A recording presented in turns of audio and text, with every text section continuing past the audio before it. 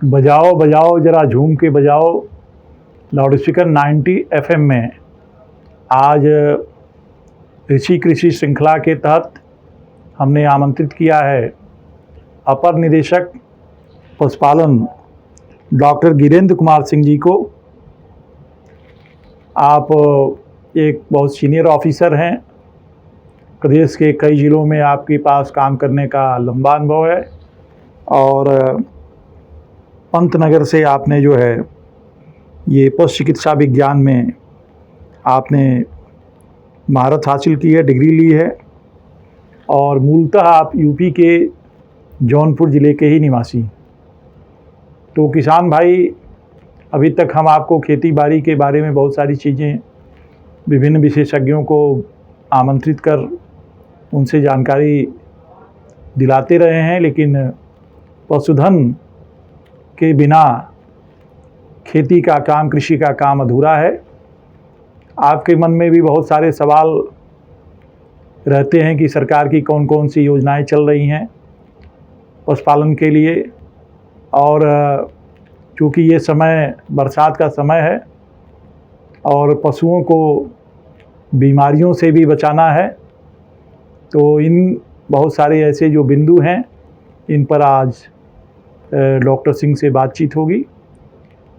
हमारे स्टूडियो में आज पहली बार आप आए हुए हैं, तो लाउड स्पीकर 90 FM के श्रोताओं और दर्शकों की ओर से डॉक्टर गिरेंद्र कुमार सिंह जी का हार्दिक अभिनंदन है, स्वागत है। बहुत बहुत धन्यवाद पांडे जी आपको जी, और सभी किसान भाइयों को मेरा बहुत बहुत शुभ नमस्कार। और मैं चाहूँगा कि अपने द्वारा सरकार की चलाई गई स्कीमों के द्वारा और ये वर्षा ऋतु में क्या क्या पशुओं के प्रति उनको जागरूकता अपनाना है, इसके बारे में विस्तार से मैं बता सकूं। जी जी जी। तो डॉक्टर साहब, इस समय सीज़न चूँकि बरसात का है, तो पहले हम जो पशुओं को बीमारियों से बचाने के लिए किसानों को क्या उपाय करने चाहिए?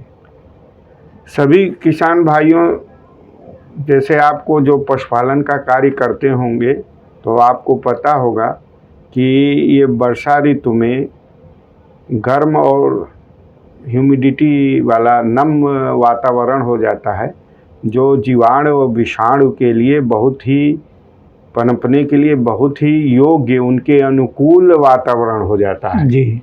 तो इसमें जो अन्य स्टेज में जैसे गर्मी में अब जाड़े में वो शुष्कता अवस्था में पड़े रहते हैं, तो इसमें वो एक्टिव हो जाते हैं जी। तो हमारा सबसे पहला ये प्रयास होता है कि वर्षा ऋतु के प्रारंभ से ही जो प्रमुख बीमारियां हैं पशुओं में, खास करके गाय भैंस में, जो उसमें से 2-3 प्रमुख बीमारियां हैं जिनको आप HS अंग्रेजी में और देहात में आप गांव में जिनको गला घोंटू के नाम से जानते हैं, एक जीवाणु जनित बैक्टीरिया से होने वाली बीमारी है।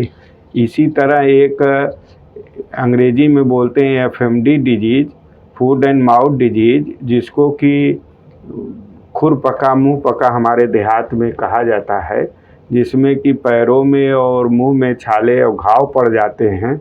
ये एक विषाणु जनित वायरस बैक्टीरिया है। और एक और जो यंग बच्चे होते हैं, जो जवान गोधन और फैलो होती हैं, उनमें होने वाली लंगड़ी बीमारी होती है, लंगड़ी बुखार, जिसको कि ब्लैक क्वार्टर हिंदी में BQ कहते हैं और इसमें हिंदी में लंगड़ी बुखार कहते हैं। इन 3 मेन का टीकाकरण अवश्य करा देना चाहिए। इसमें सबसे ज़्यादा घातक इस बरसात के दिनों में गला घोंटू की बीमारी होती है। तो हमारे मंडल में चारों जनपद में अप्रैल माह से ही HS का टीकाकरण, गला घोंटू का टीकाकरण प्रारंभ हो चुका है, जो कि 15 जुलाई तक चलना है। अच्छा। 15 जुलाई के बाद से फिर ये प्रोग्राम चलेगा FMD के लिए, जिसको कि मैंने अभी बताया, खुरपका मुँहपका बीमारी, उसके लिए प्रोग्राम चला। सभी किसान भाइयों से अनुरोध है कि जब पशुपालक के कर्मचारी आपके यहाँ जाते हैं तो उनको बहाना आप ना करें कि कल आइएगा, परसों आइएगा, अभी हम खाली नहीं हैं, क्योंकि ये सब खतरनाक बीमारियां हैं। इनमें सही समय पे टीकाकरण ही सबसे अच्छा है, क्योंकि बहुत पहले ही कहा गया है कि prevention is better than cure. तो जो बचाव है वो ट्रीटमेंट से हमेशा, उपचार से हमेशा अच्छा होता है। ये आपके जो सरकारी अस्पताल हैं, इनके जरिए ये टीकाकरण का कार्यक्रम बिल्कुल चल रहा है? बिल्कुल बिल्कुल, आपने बहुत अच्छा सवाल पूछा। हर ब्लॉक में, ब्लॉक लेवल पे पशु चिकित्सालय हैं, और जो बड़े बड़े ब्लॉक हैं, किसी किसी ब्लॉक में 4 से 5 पशु चिकित्सालय हैं, और एक पशु चिकित्सालय के अंतर्गत जो है 2-3 पशु औषधालय भी हैं जी। वहाँ भी आप अपने नज़दीकी आपको कोई भी दिक्कत हो तो अपने नज़दीकी पशु सेवा केंद्र से या पशु चिकित्सालय से जाकर अवश्य संपर्क कर लिया करें। ये टीकाकरण के लिए कोई शुल्क भी देना होता है कि निःशुल्क? ये हमारी सरकार ने इसको पूर्णतः निःशुल्क रखा है जी। इसको पूर्णतः निःशुल्क रखा है। किसान भाइयों को, पशुपालक भाइयों को कोई शुल्क नहीं देना होता। बस इसमें ये होता है कि जो इसमें वैक्सीनेशन के कार्य में लगे हुए हैं, वो स्वरोजगार योजना के भी बच्चे लगे हुए हैं, जिनको ट्रेनिंग देके कराया जाता है। तो इसको एक एनाप पोर्टल होता है, पशुधन भारत ऐप होता है, उस पर हर टीकाकरण का फीडिंग करते हैं। तो उनको जो टीकाकरण लगाते हैं उनको जो है मानदेय जो है, जिस हिसाब से जितना टीकाकरण भारत पशुधन ऐप पे फीडिंग करेंगे अपने आईडी से, उनको सरकार पेमेंट करती है जी। तो उसके लिए ज़रूरी ये होता है, जो हमेशा फील्ड में दिक्कत आ रही है, तो मैं किसान भाइयों से, पशुपालक भाइयों से अनुरोध करूंगा कि उसमें वो आपका मोबाइल नंबर और आपका आधार नंबर मांगेंगे, और उस पर एक OTP आपके जाता है, तब उनका ये वेरीफाई, ये सुरक्षा की दृष्टि से किया गया है कि कोई गलत एंट्री ना हो पाए। तो अक्सर ये देखा गया है कि जब पहुंचते हैं तो जो आदमी, जेंट्स कार्यकर्ता होते हैं, वो तो खेतों में होते हैं या तो कहीं कमाने के लिए शहरों में चलेंगे, तो अक्सर महिलाएं होती हैं जो मोबाइल नंबर या तो उनके पास होता नहीं है, या होता है तो दूसरे का मोबाइल नंबर होता है, तो OTP मिलने में बड़ी दिक्कत होती है। दूसरा, महिलाएं जो है आधार नंबर जो है देने में हिचकती हैं, क्योंकि अब जिस तरह से साइबर क्राइम इस तरह प्रचार हुआ है, तो लेकिन आप में ये कहना चाह रहे हैं कि जो सरकारी कर्मचारी जाता है वो तुरंत करता है, तो इसमें कोई दिक्कत है? एक तो ये हो गया डॉक्टर साहब कि लोग खुद अस्पताल पे चले जाएं, टीकाकरण करा लें। हाँ, वो तो है ही, लेकिन आप उसकी जरूरत नहीं, सिर्फ सूचना दे दें अच्छा कि हमारे यहाँ हमारा रह गया है, तो भी कर्मचारी जाके उनका लगा देंगे। ले जाना जरूरी नहीं, अगर कोई ले जाता है तो स्वागत है। अच्छा, अगर जो आपके जो विभाग के लोग हैं वो गांव में पहुंच करके लगा देंगे? हाँ, वो लगा देंगे, क्योंकि वो उसमें जो है मैक्सिमम बच्चे स्वरोजगार योजना से जुड़े हुए हैं। जब टीकाकरण लगा के भारत पशुधन ऐप पे फीड करेंगे तभी उनको मानदेय मिलेगा। कोई ऐसा नंबर भी है आपके विभाग का जिस पे मान लीजिए कोई गांव से किसान भाई चाहता है कि हमारे पशु का टीकाकरण नहीं हुआ है, तो उस पर वो फ़ोन कर दे? सभी जगह जो है, सभी ज़िले के मुख्य पशु चिकित्सा अधिकारी का नंबर अगर नेट पे सर्च करेंगे तो हर जगह मिल जाएगा, और मेरा भी सर्च करेंगे तो मिल जाएगा। और एक मोबाइल वेटनरी यूनिट हमारी चल रही है जिसका 1962 नंबर है। 1962 नंबर, उसी 1962 पे ये कॉल करेंगे जी, और अपनी समस्या बताएंगे। तो अगर बहुत इमरजेंसी की ज़रूरत है तो इनके यहाँ एम्बुलेंस क्या कहें, मतलब व्हीकल है, उस पर डॉक्टर और स्टाफ इनके घर जाके निःशुल्क इलाज करेंगे। अच्छा। लेकिन वो इमरजेंसी सेवा के लिए बहुत लिमिटेड सेवा होती है, उसको एक जनरल सेवा के लिए पशुपालकों से मेरा ये अनुरोध है कि वो उन भाइयों के लिए है कि जिनकी बहुत इमरजेंसी दिक्कत, जैसे एक्सीडेंट हो गया या बच्चा फंस गया है, डिलीवरी नहीं हो रही है, तो उसके लिए ये जनरल ये इसके लिए नहीं कि हमारा जानवर आज खाना कम खाया तो उनको बुला ले, क्योंकि उनकी संख्या बहुत लिमिटेड है और क्षेत्र बहुत बड़ा है। अगर हम इसका दुरुपयोग करेंगे तो दिक्कत होती है। तो इसका बहुत ही गंभीरता से, जागरूकता से सुविधाओं का उपयोग करें, जिससे कि जो जरूरी जिनके पास हो उन्हीं के पास पहुँचे। ये तो साहब टीकाकरण की बात हो गई, हालांकि ये विषय भी बहुत बड़ा है, बहुत बड़ा है विषय, बहुत बड़ा विषय। लेकिन एक बात और ये है कि जो अब बहुत सारे नए लड़के, यंगस्टर्स पशुपालन के काम को भी एक स्टार्टअप के रूप में ले रहे हैं। अगर जो कोई नौजवान डेयरी का काम शुरू करना चाहता है तो इसके लिए आपके पास, विभाग के पास कोई ऐसी योजना है जिससे उसको ऋण मिल सके और उसको अनुदान वगैरह हो? इसके बारे में भी थोड़ा प्रकाश डालें। हमारे यहाँ हर प्रकार के पशुधन पे अलग अलग स्कीमें इस समय चल रही हैं जी।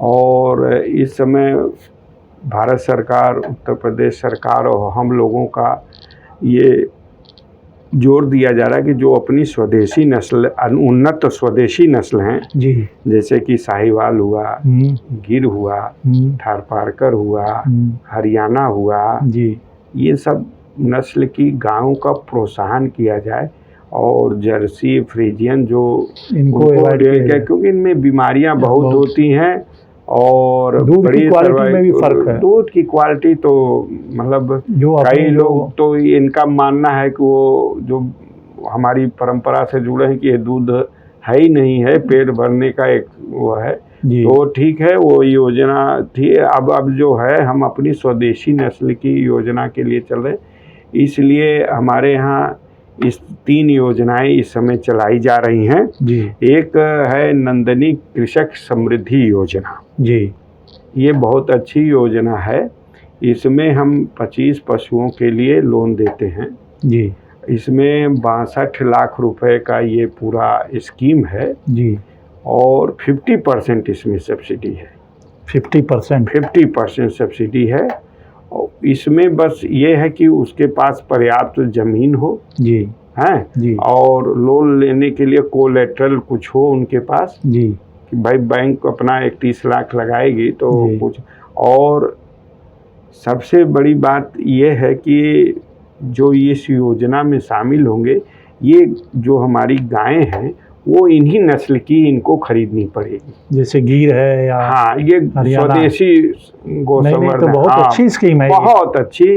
और मतलब ये बड़े विचार के बाद माननीय मुख्यमंत्री जी ने इसको लागू किया कि अपने यहाँ की जो उन्नत हैं इनमें, अब आप जानते हैं कि इनमें जो क्वालिटी, जो विटामिन और कुछ रहस्यमयी अमृत हैं, हैं वो मतलब अब उसका वर्णन नहीं किया जा सकता। तो बहुत अच्छी स्कीम, जैसे नंदनी कृषक योजना के लिए, नंदनी कृषक समृद्धि योजना के लिए कोई किसान अप्लाई करना चाहता है, कोई किसान अप्लाई कर, तो उसके लिए क्या क्या फॉर्मेलिटीज करनी होगी? कोई फॉर्मेलिटी नहीं, बस उसके पास जमीन होनी चाहिए। कितनी जमीन हो? 25 जानवर पालने के लिए कम से कम 4 एकड़ जमीन चाहिए। 4 एकड़? हाँ, 4 एकड़ चाहे फिर तो पर्याप्त हो जी। और ज़मीन वो किसी से कोलेटरल भी ले सकता है। अच्छा, हाँ भाई, लीज पे भी ले सकता है। और उसका एक से तो बहुत ज़्यादा 25 से कम पालना चाहे तो नहीं, 25 से कम पालना चाहे तो मुख्यमंत्री गौ संवर्धन योजना है। अच्छा, ये सिर्फ 2 स्वदेशी जानवरों, गायों के लिए है जी। 2 स्वदेशी, साहिवाल या गिर कोई भी ले ले, 2 जी। ये 2 लाख की योजना है। इसमें 40% सब्सिडी है। 40%? हाँ, 80 लाख की छूट है। 80 लाख की छूट, हाँ। तो कितना, 2 गायों पे आप कितना लोन करते हैं? तो 2 लाख की स्कीम ही है। हाँ। तो 2 लाख की स्कीम होगा जिसमें से 80,000 रुपये सरकार पेमेंट करेगी। अच्छा अच्छा, तो उनको किसान को आपके यहाँ मुख्य पशु चिकित्सा अधिकारी कार्यालय में इसके लिए जाके संपर्क करके फार्म ले सकते हैं और अपने नज़दीकी पशु चिकित्सालय पे भी ले जाके फार्म ले सकते हैं। कोई फार्म भर के और जमा कर दें। इसमें तो कोई ज़मीन की भी आवश्यकता नहीं, अपने घर पे भी 2 जानवर पाल सकता है। इसके लिए कोई ज़मीन की रिक्वायरमेंट नहीं है कि इतना ज़मीन होना चाहिए। इसमें 2 लाख में 80,000 सब्सिडी है। हाँ अच्छा। हाँ, बस ये प्रदेश से बाहर जाके इनको खरीदना होगा, जैसे गुजरात में, हरियाणा में, वहाँ से ये प्रदेश से बाहर से ये जानवर लाएंगे। अच्छा, ये मतलब गाय लाएंगे। अब कोई मान लीजिए गिर नस्ल की गाय उसको यहीं कहीं मिल जाए तो नहीं, यहीं कहीं पे प्रतिबंध लगा दिया है कि यहीं कहीं पे फिर वो हम वो आप लोग कुछ उसमें मदद करते हैं? पूरी हमारी ही स्कीम की तो मदद है, हम ही तो मदद करेंगे। अरे हम ही तो लोन दिलवाएंगे, हम ही तो सब्सिडी दिलवाएंगे, हम ही तो उनके खाते में गाय अगर जो खरीदने में जो बाहर से कहाँ से गाय आती है? वो गुजरात में मार्केट है जी। किसान खुद जाते हैं, सब किसान जागरूक हैं, पशुपालक जागरूक हैं, वहाँ उनके ऊपर कोई दबाव नहीं होता। गाय रुक के दूध दुहान करके और क्लस्टर में भी जा सकते हैं। अच्छा। और जहाँ आपने किसी के माध्यम से भेजा तो फिर वो ठीक नहीं रहता। ये हम लोगों का अनुभव रहा है। जी जी जी। तो जहाँ आप किसी के सहारे कोई चीज कर देते हैं जी जी, उसमें तो ये हम लोगों का अनुभव रहा है कि वो स्कीम अच्छी सी चल नहीं पाई है। अच्छा, ये जो आप गिर नस्ल की गाय हैं, हरियाणा है, और दूसरी जो प्रजाति आपने एक और बताई कोई थारपारकर है, साहिवाल है। हाँ, तो ये तो अपने यहाँ पूर्वांचल की मिट्टी के लिए बहुत अनुकूल हैं। बहुत अनुकूल हैं, बहुत अच्छे हैं। अब आपको क्या बताएं, गोरखपुर में ही कई लोग गिर की गाय को लाके पाले हुए हैं, उनका अपना नाम हो गया है और 110-120 रुपये लीटर दूध बेच रहे हैं। अच्छा, दूध उसका बहुत महंगा है। जी जी। मतलब अब उनकी मार्केट यहाँ बन गई है। तो ये अमृत है ना, तो अमृत का कोई मोल नहीं है। तो ये जो लोन देने के पहले आप कुछ, जैसे ये आपने दो गाय पर बताया कि 2 लाख रुपए तक का लोन हो जाएगा, तो उसके लिए कुछ जाके फॉर्मेलिटी, उसकी ज़मीन वगैरह की ज़रूरत नहीं? कुछ नहीं, केवल फार्म भरें सीबीओ कार्यालय में जी। उसमें चयन होगा, जैसे सीटें लिमिटेड होती हैं, फिर आती रहती तो अगर एप्लीकेंट ज़्यादा आए तो लॉटरी सिस्टम से मुख्य चिकित्सा अधिकारी और मुख्य विकास अधिकारी के कार्यालय में लॉटरी सिस्टम से। तो ये तो आपने 2 स्कीमें बताई, एक तो नंदनी कृषक समृद्धि योजना और दूसरा आपने बताया ये मुख्यमंत्री गौ संवर्धन योजना। और एक और हम किसानों को इनकरेज करने के लिए कर रहे हैं, उसमें सभी को दिया जा रहा है। उसमें कोई भी पशुपालक जो पहले से ही इन नस्ल की गायों को पाल रहा है और उसका दूध का उत्पादन 8 से लेके 12 लीटर और 14 से लेके ऊपर लीटर पे है, तो हम उनको प्रोत्साहन के रूप में अवार्ड करते हैं, मतलब इनाम राशि घोषित करते हैं। वो है मुख्यमंत्री प्रगतिशील पशुपालक योजना जी। उसके अंतर्गत 8 से 12 लीटर दूध देने वाले गाय की जो ये स्वदेशी नस्ल की हैं, एक प्रति पशुपालक अधिकतम 2 पशु, तो 10,000 रुपये। अच्छा, उनको ऐसे ही इनाम के तौर पे। 12 लीटर से ज़्यादा जिनके पास नहीं, 8 से 12। 8 से 12। हाँ, और 12 लीटर से ऊपर जिनका है उनको 15,000। तो ये देते हैं प्रोत्साहन राशि। इसमें काफ़ी पैसा दिया। जिनके पास है वो फार्म जमा करते हैं, फिर उनके आदमी जाके ब्लॉक लेवल पे ग्राम सेक्रेटरी, पशुधन प्रसार अधिकारी 2-3 मीटिंग दुहान कराते हैं जी, और फिर वो सर्टिफिकेट देते हैं कि इतनी दूध दे रही, बस, और कोई फॉर्मेलिटी नहीं। अच्छा, ये भी सीबीओ? हाँ, सीबीओ मुख्य चिकित्सा अधिकारी के यहाँ से इसका फार्म मिलेगा? फार्म वहाँ मिल जाएगा और नज़दीकी पशु चिकित्सालय पे भी मिल जाएगा। अच्छा, इसका खूब फायदा उठा रहे हैं। डेयरी विभाग भी इसमें लगा हुआ है, जो पराग डेयरी विभाग है, जो सहकारी विभाग, वो भी अभी तो आपके यहाँ ज्ञान डेयरी वालों ने भी बहुत बड़ा, ज्ञान डेयरी प्राइवेट उन्होंने लगाया है। पराग की क्या स्थिति है? पराग की स्थिति चल रही है। अब यहाँ का प्लांट तो अभी बंद है, अभी अयोध्या से आ रहा है, फिर यहाँ की प्लांट शुरू होने वाली। वो डेयरी डिपार्टमेंट एक अलग डिपार्टमेंट है। ओवरऑल गोरखपुर मंडल में दुग्ध उत्पादन की स्थिति क्या है? बहुत अच्छी है, तभी तो ज्ञान डेयरी आके लगाया है जी। इतनी बड़ी डेयरी, बहुत संभावनाएं हैं जी। बहुत संभावनाएं हैं, बहुत ही अच्छे प्रगतिशील पशुपालक यहाँ हैं। अब जल्दी जल्दी हम और योजनाओं के बारे में बता देते हैं। बताएं। इसी तरह हमारे यहाँ बकरी पालन की योजना भी चल रही है जी। उसमें बकरी पालन में योजना में 105 बकरी, मतलब 100 फीमेल 5 मेल, और इसी तरह इसी के रेशियो में बढ़ाते जाएं। 200 + 10, 300 + 15, 400 + 20 और 500 + 25। ये 20 लाख से योजना से लेके 1 करोड़ तक की योजना है बकरी पालन। बकरी पालन में कोई भी पशुपालक इसको ले सकता है। उसके लिए एक फॉर्मेलिटीज क्या है? फॉर्मेलिटी ऑनलाइन अप्लाई करना पड़ेगा। अच्छा। हाँ, और एक जो 100 बकरियों की स्कीम 20 लाख की है, उसमें 1 एकड़ और 8 डिसमिल की ज़मीन उसके पास 1 एकड़ 8 डिसमिल होनी चाहिए। इसी रेशियो में बढ़ता जाएगा। इसमें सब्सिडी कितनी है? 50%।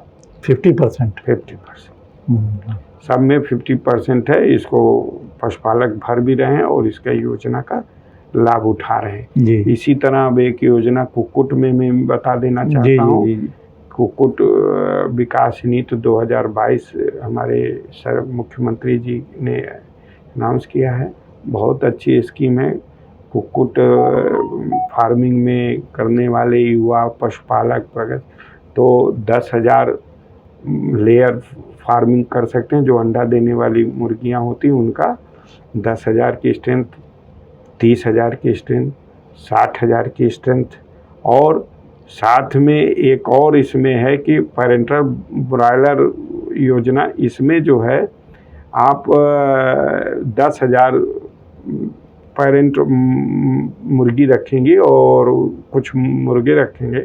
जो अंडा पैदा होगा उससे ब्रॉयलर में जो मीट पर्पस के लिए उनके चूजे इकट्ठा करेंगे। जी। ये 4 हैं, जिसमें 10,000 लेयर फार्मिंग में आपका लगभग 99 लाख रुपए की योजना है, और 30,000 वाली 2.59 CR की योजना है, करोड़ की, और जो 60,000 वाली है वो 4,91,00,000 की योजना है, और जो पेरेंटल पालन की अंडा उत्पादन की ब्रॉयलर की योजना है वो 2,90,00,000 की है। जी। इसके भी पशुपालक इसका उठा सकते हैं।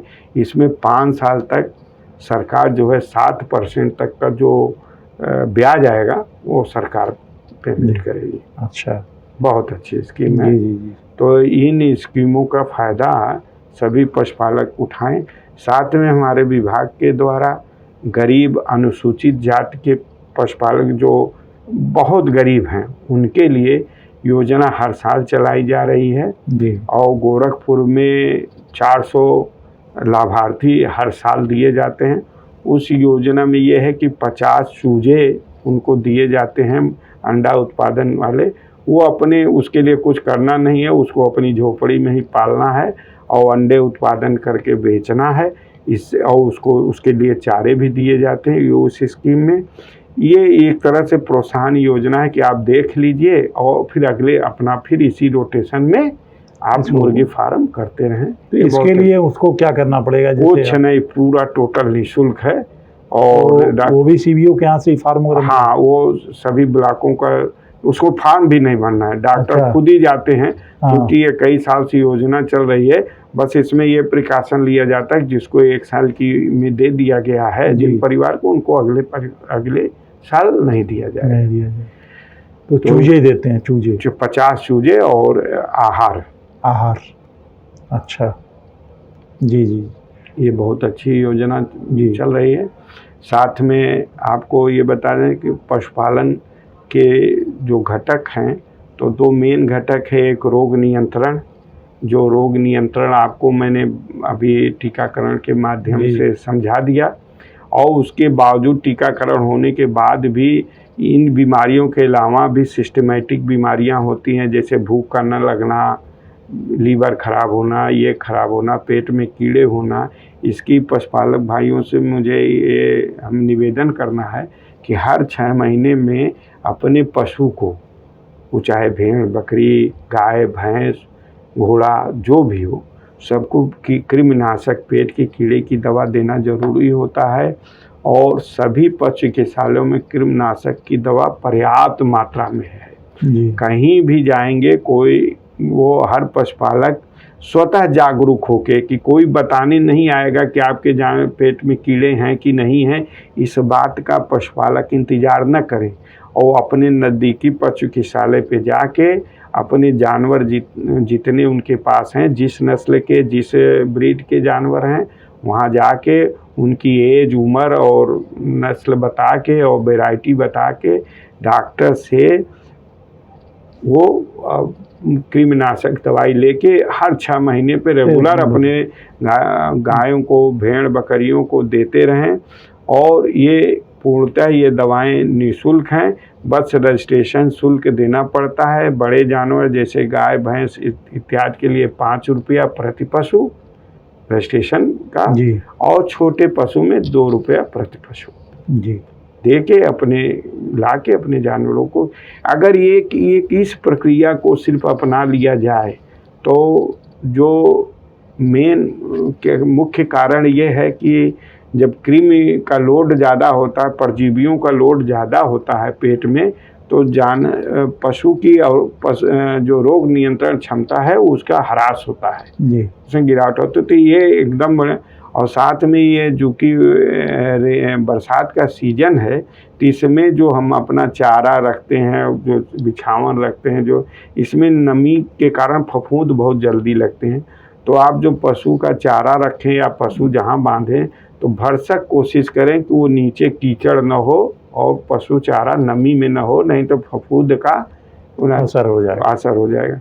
एक तो हमारा ये रहा, अगर किसी कारण से पशु बीमार हो गया, अन्य बैक्टीरियल इन्फेक्शन, तो तुरंत अपने पशु चिकित्सालय पे जाके अब वेटनरी डॉक्टर से मिल के तुरंत इलाज करवा दें, जिससे कि पशु की बीमारी बढ़ने ना पाए, क्योंकि ये सीजन में है। और जो सबसे मेन बात हम कहना चाह रहे हैं कि पशु हम पालें, जब तक हम नस्ल सुधार पे उसके महत्व नहीं देंगे, आने वाली जनरेशन जब तक नहीं ठीक होगी, तो हम लोगों को ये दिक्कत होगी। जैसे एक आप इस समय ज्वलंत उदाहरण आप देख रहे होंगे कि मेल गौवंश को लोग छोड़ दे रहे हैं। हाँ, ये बहुत बड़ी समस्या आ रही है। तो इसके लिए साइंटिस्टों ने बड़ी अच्छी खोज करी है कि आप कृत्रिम गर्भाधान ऐसे सेक्स सॉर्टेड सीमेन से वर्गीकृत बीज से कराएं कि जिससे कि 90% सिर्फ बच्चियां ही होने की गारंटी है। अच्छा। हाँ, तो आप अपने जब आपकी गाय, इसका कैसे लाभ उठाएं किसान भाइयों से? तो यही मैं रिक्वेस्ट करना चाहूँगा कि जैसे ही आपकी गाय गर्म होती है तो आप पशु डॉक्टर को बुलाते हैं कृत्रिम गर्भाधान के लिए, कृत्रिम रूप से बीज, तो उनसे ये रिक्वेस्ट करिए कि साहब, डॉक्टर साहब, हमारे पशु को आप जो है सेक्स सॉर्टेड वाले सीमन से AI करें, जिससे कि बछिया के पैदा होने के 90% चांसेस हों। बस अंतर क्या है, चूँकि ये इस मेथड से बनाने में कास्ट बहुत अधिक आती है, करीब 1100 से 1200 रुपये एक एक्स्ट्रा की कास्ट आती है, जिसमें सरकार ने सब माफ़ कर दिया है। सिर्फ 100 रुपये इन पशुपालकों को देना पड़ेगा। तो बहुत कम है, बहुत कम है, जिस हिसाब से वो चीज़ें हैं बहुत कम। और जो कन्वेंशनल AI हो रही है, जो अन्य की 50% शायद बसिया के 50%, वो तो निःशुल्क है। अच्छा, वो निःशुल्क है, लेकिन ये 90% हाँ गारंटी रहे। हाँ, ये अगर बच्चा पैदा होगा तो बच्चिया ही होगी। हाँ, ये तो बहुत अच्छी है। उसकी शुल्क 100 रुपये है, चूँकि कास्ट इसकी बहुत अधिक आती है। एक डॉक्टर साहब, जो सबसे बड़ा अहम प्रश्न ये है कि गाय लोग रखते हैं, भैंस रखते हैं, जो भी जानवर पालते हैं, तो उनकी जो मौत हो जाती है, तो उसमें बीमा के लिए क्या प्रावधान है कि बीमा कि किसान को जो लागत लगी है, जो पैसा लगा, तो उसको लाभ मिले? इसके बारे में थोड़ी सी जानकारी दें। हमारे यहाँ आपने बहुत अच्छा ये टॉपिक मुझसे छूट रहा था जी, और आपने बहुत अच्छा ये क्वेश्चन किया।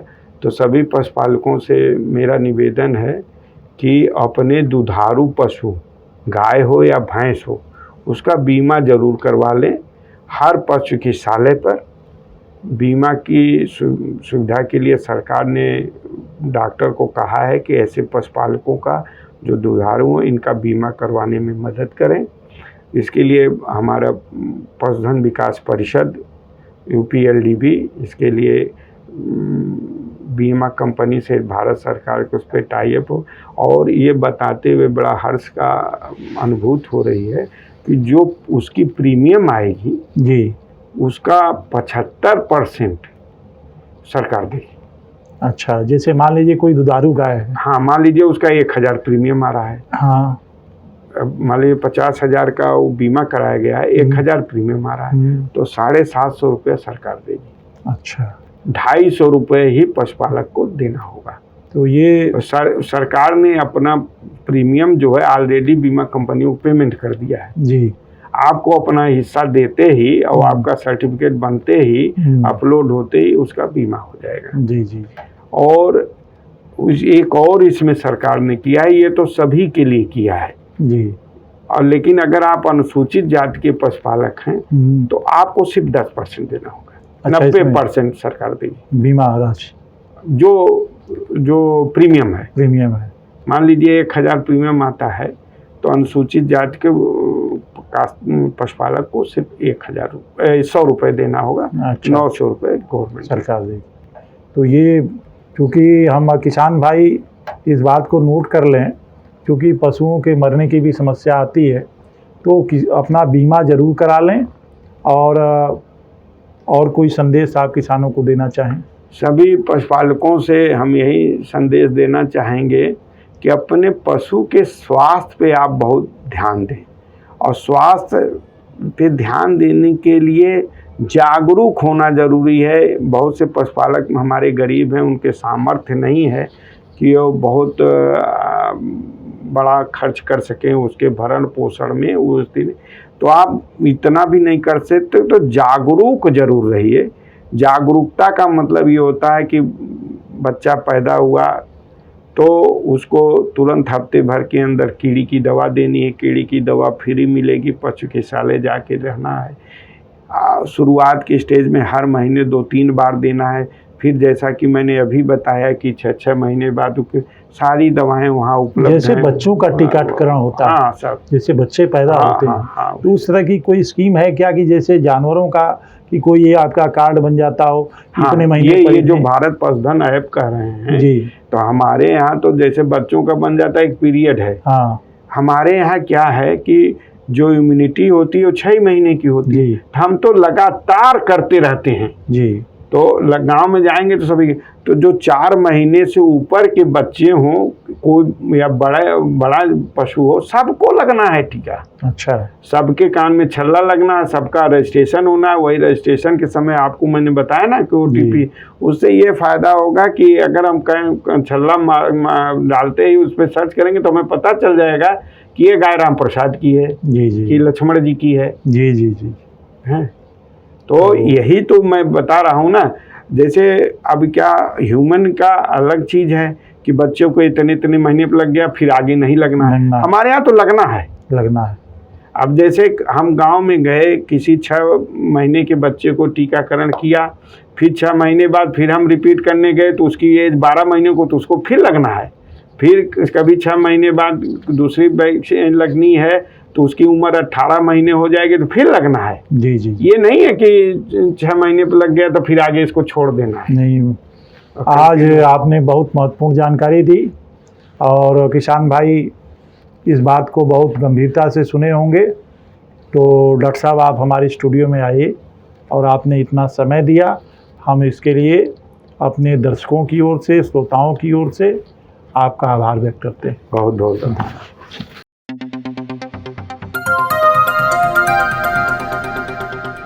बजाओ जरा झूम के बजाओ, बजाओ बजाओ जरा झूम के बजाओ।